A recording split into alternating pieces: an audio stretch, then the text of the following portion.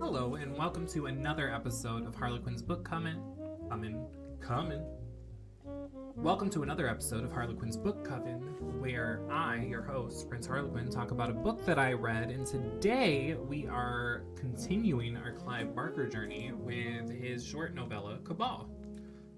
I have tried to record this video 3 times. I fully intended to not do a video on this book at all, and for something that I don't have much to say about, this is just not, it's not going well. It's not. One, it's incredibly hard to give you a summary of the story without giving a spoiler, so I think what I'm going to relegate myself to do is I'm just going to read you the description in the book. That's what I'm going to do. So Cabal was universally hailed by critics as a master of horror, a prodigious talent, and the new Prince of Horror, Clive Barker, possesses a rare combination of imagination, style, charm, and fearlessness that adds up to a riveting appeal. Cabal marks a new and ferocious high in Barker's ongoing love affair with the bizarre, the perverse, and the terrifying. It is the story of a young woman willing to cross the borders of the human to be with the man she loves. That man is Boone, a beautiful, tortured soul who believes himself responsible for atrocious crimes. He has taken refuge in a necropolis situated in the wilds of Canada, beneath which all the last great monsters of the world, the Nightbreed, are in hiding. They are possessed by extraordinary powers, so is Boone, and in the hunt for Boone, they too will be hunted.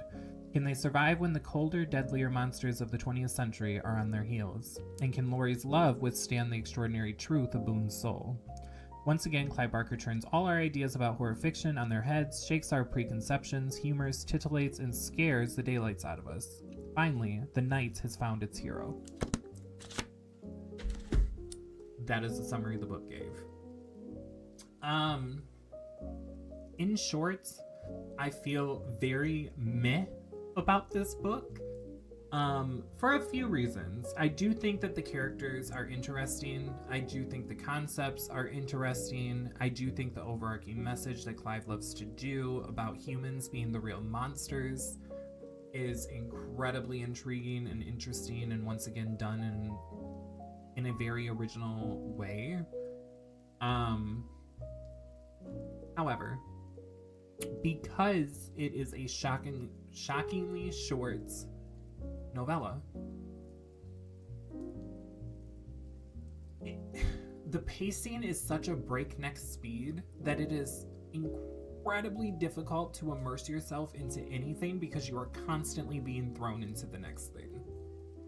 And so that would be forgivable if the book gave me what I wanted out of it, which was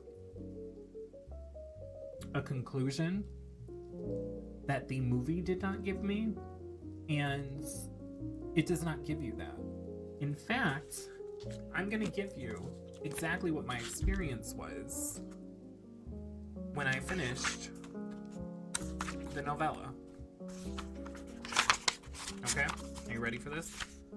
So it ends on page 204. Okay, mind you, this is a 377 page book. Okay, so I got here, which initially I thought meant all of this was everything I didn't get in the movie.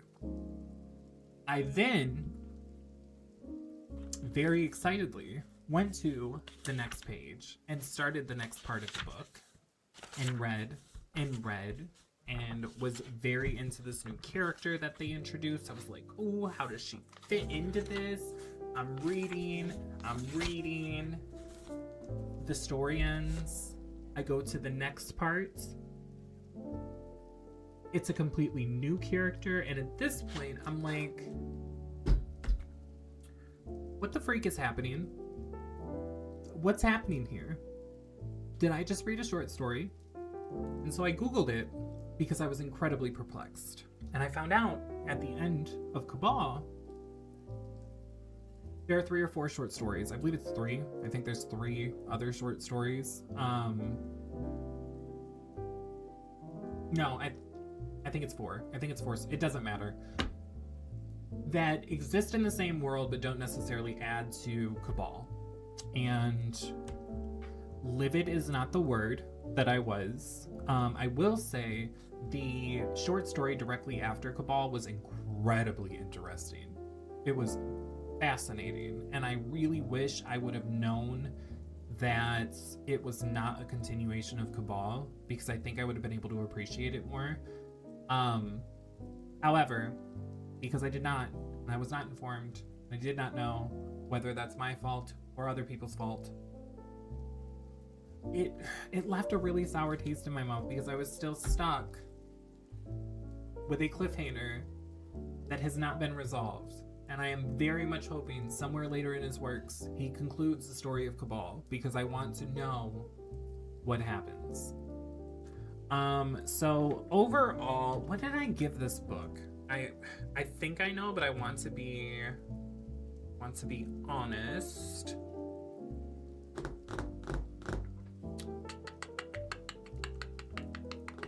One second, hold please. I would like to go to my lists. Okay, there we are. Finished. Oh, I gave it 3.75 stars. So it's better than the 3.5 I thought I was going to give it.